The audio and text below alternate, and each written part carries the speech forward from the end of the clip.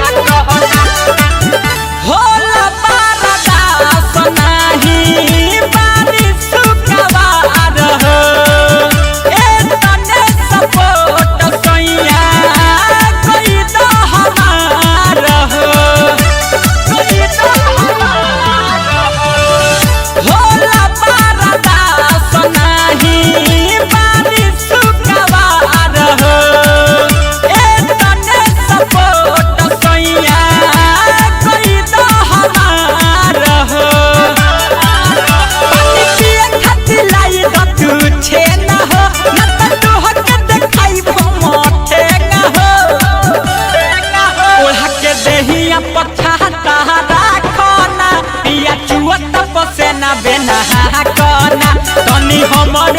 ओर तू ताकना पिया चुआ तपस न बेना कहना अरे भीतर ले तू गइल बा हो ललचा रिकॉर्डिंग स्टूडियो गोपालगंज तनी हमर ओर तू ताकना पिया चुआ तपस न बेना कहना बुलेट राजा कबहू देला न सुख हो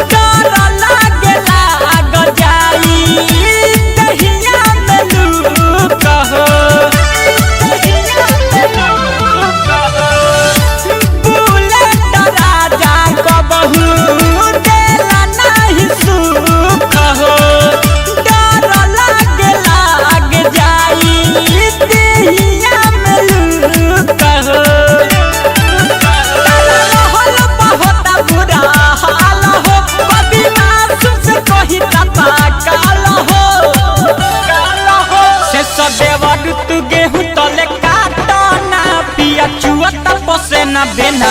कहना तनी हमर की ओर तू ताकना पिया चुआ तपस न बेना कहना चमचई तो देहिया के जरता बात बुझेला न खिस बड़ी बरता तनी हमर की ओर तू ताकना पिया चुआ तपस न बेना कहना तनी हमर की ओर तू ताकना